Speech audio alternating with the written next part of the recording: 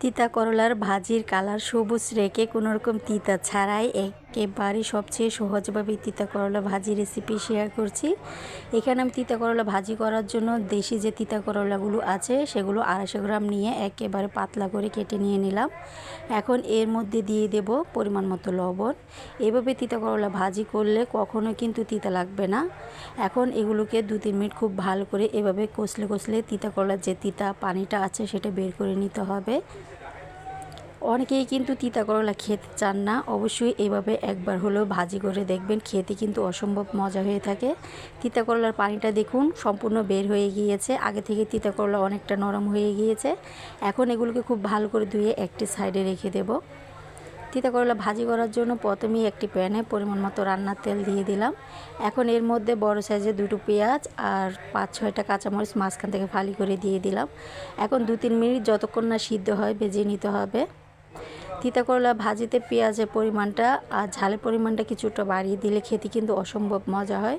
এখন স্বাদ মতো লবণ আর অল্প কিছুটা হলুদ গুঁড়া দিয়ে দিতে হবে। হলুদের গুঁড়া বেশি দিলে কিন্তু তিতা করলার কালারটা নষ্ট হয়ে যায়, দেখতে কিন্তু ভালো লাগে না।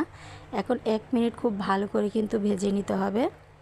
তিতা করলা ভাজি তৈরি করার সময় অবশ্যই খেয়াল রাখতে হবে তিতা করলা যখন ভাজবেন এক জায়গায় যাতে সবগুলো জড়ো হয়ে না থাকে। যতটা খোলামেলা করে তিতা করলা ভাজি করা যায় ততটাই কিন্তু তিতা লাগবে না। আর তিতা করলা কেটে কিন্তু পানিতে অনেকক্ষণ ভিজিয়ে রাখা যাবে না, তাহলেও কিন্তু তিতা করলা খেতে অনেক তিতা লাগে। এখন উল্টে পাল্টে চুলার আঁচ মিডিয়ামে রেখে এগুলোকে ভেজে নিতে হবে। আপনি যদি চান তিতা করলার সাথে কিন্তু আলুও দিতে পারেন, খেতে কিন্তু অসম্ভব মজা হয়ে থাকে। এই পদ্ধতিতে তিতা করলা ভাজি করলে কোনো রকমই তিতা লাগবে না, খেতেও অনেক ভালো লাগবে।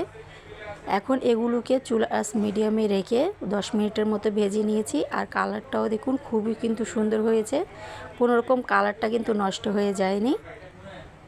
তিতা করলা ভাজি করার সময় আরেকটা জিনিস অবশ্যই খেয়াল রাখতে হবে, তিতা করলা কিন্তু কোনো সময়ই ঢাকা দিয়ে রান্না করা যাবে না, এতে করেও কিন্তু তিতা করলা তিতা লাগে।